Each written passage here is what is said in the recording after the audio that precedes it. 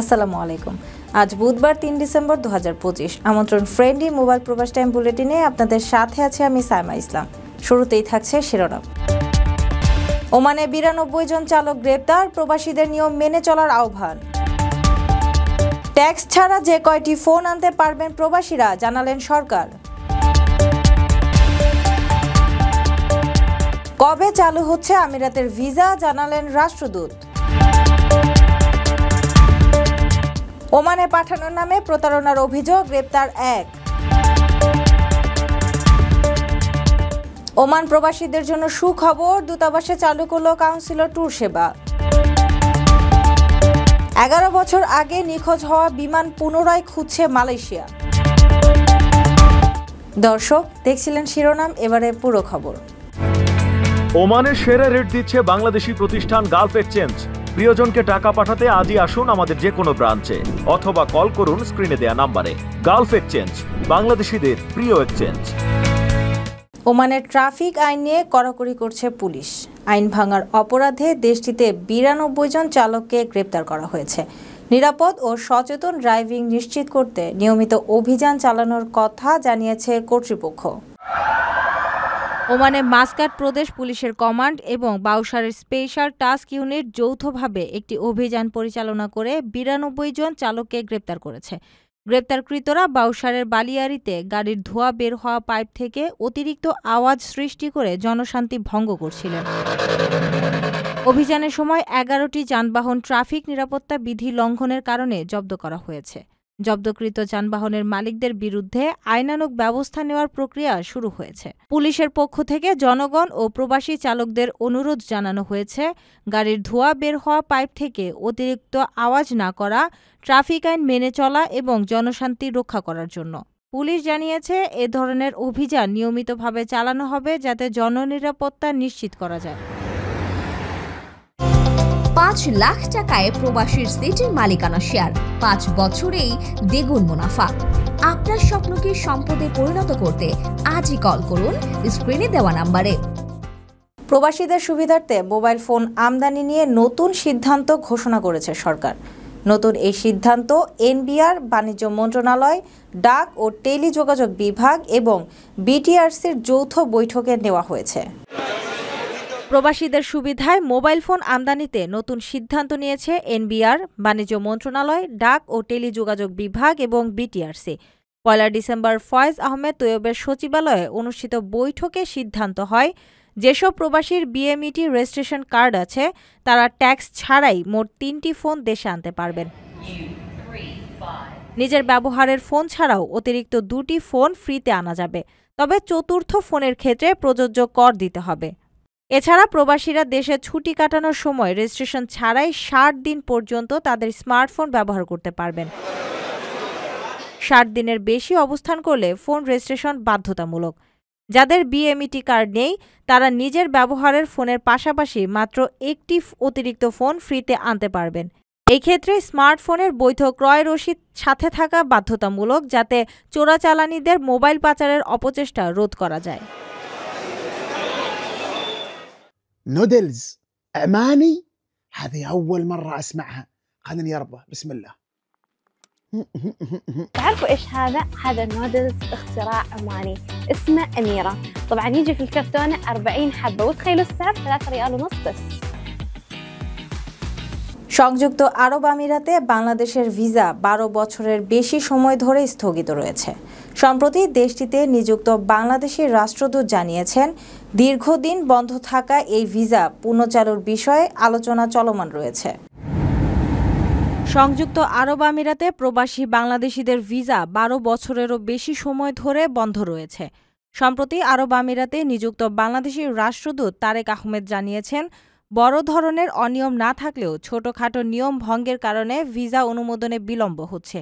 তিনি সতর্ক করেছেন, অপরাধ প্রবণতা কমানো না হলে ভিসা খোলার সম্ভাবনা নেই। সকল প্রবাসীকে মানবিক কারণ এবং দেশের কল্যাণে অবৈধ কর্মকাণ্ড থেকে বিরত থাকার আহ্বান জানান রাষ্ট্রদূত। আবুধাবির আল বাহাইয়া রিসোর্টে আরব আমিরাতের ৫৪তম জাতীয় দিবস উপলক্ষে Bangladesh engineers and architects Abu Dhabi ও অন্যান্য সংগঠন যৌথভাবে প্রবাসীদের সচেতনতা বিষয়ক আলোচনা আয়োজন করে।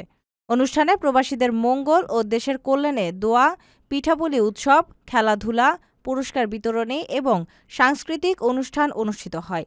রাষ্ট্রদূত তারেক আহমেদ প্রবাসীদের সতর্ক ও দায়িত্বশীল থাকার গুরুত্বের উপর জোর দেন। ভ্রমণের নতুন ঠিকানা SWT ট্রাভেল, বিশ্বজুড়ে ট্যুর, টিকেট, হোটেল এক ক্লিকেই। SWT ট্রাভেল, আপনার বিশ্ব ভ্রমণের বিশ্বস্ত সঙ্গী।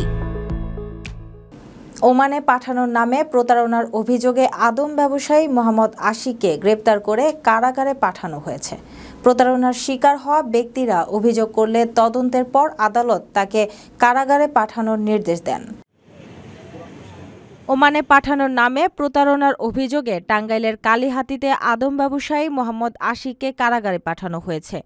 টাঙ্গাইল বিজ্ঞ জুডিশিয়াল ম্যাজিস্ট্রেট কালিহাতী আমলি আদালত তার জামিন নামঞ্জুর করেন। ঘাটাইলের গৌরাঙ্গী গ্রামের মোহাম্মদ মুস্তাফিজুর রহমান ৭ নভেম্বর আশিক, তার স্ত্রী সুমি আক্তার ও শ্বশুর সোহরাব আলীর বিরুদ্ধে মামলা করেন।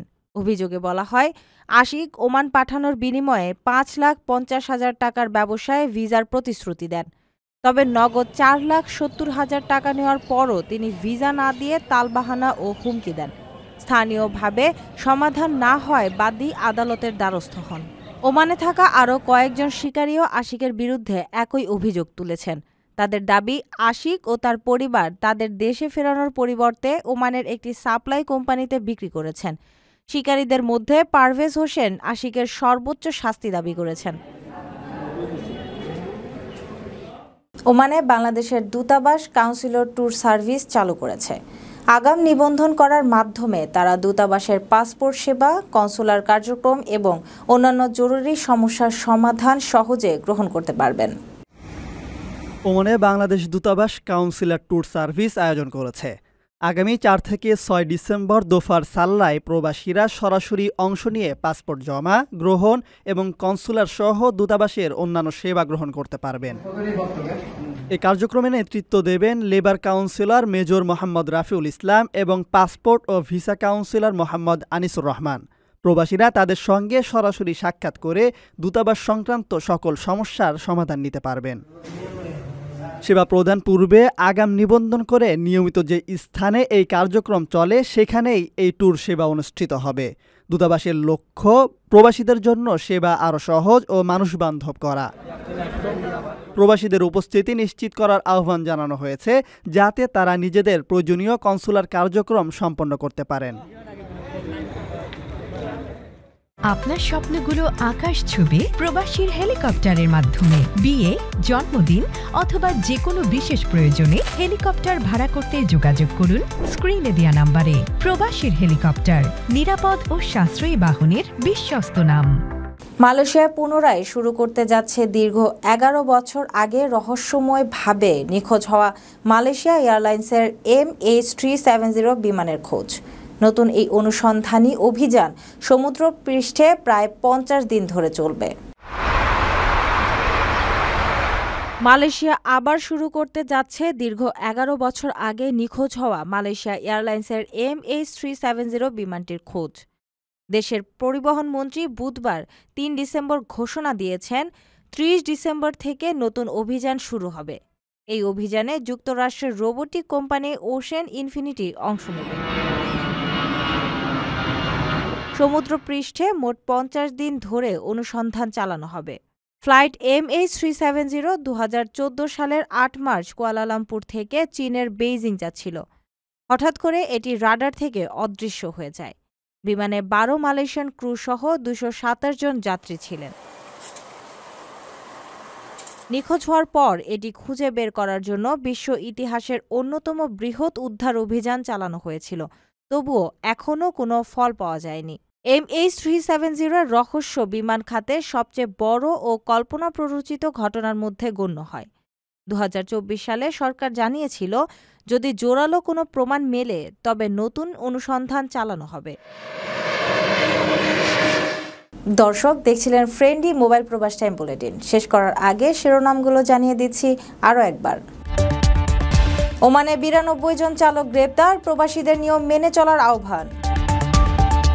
ট্যাক্স ছাড়া যে কয়টি ফোন আনতে পারবেন প্রবাসীরা, জানালেন সরকার। কবে চালু হচ্ছে আমিরাতের ভিসা, জানালেন রাষ্ট্রদূত। ওমানে পাঠানোর নামে প্রতারণার অভিযোগ, গ্রেপ্তার 1। ওমান প্রবাসীদের জন্য সুখবর, দূতাবাসে চালু করল কাউন্সিলর ট্যুর সেবা।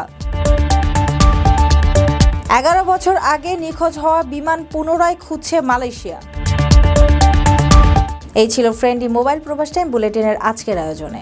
প্রবাসের সর্বশেষ সংবাদ পেতে ভিজিট করুন probastime.com, সাবস্ক্রাইব করুন আমাদের ইউটিউব চ্যানেল এবং চোখ রাখুন ফেসবুক পেজে। পরবর্তী বুলেটিন দেখার আমন্ত্রণ জানিয়ে আজকের মতো বিদায় নিচ্ছি আমি সাইমা ইসলাম। সেই পর্যন্ত সবাই ভালো থাকবেন এবং নিরাপদে থাকবেন। আল্লাহ হাফেজ।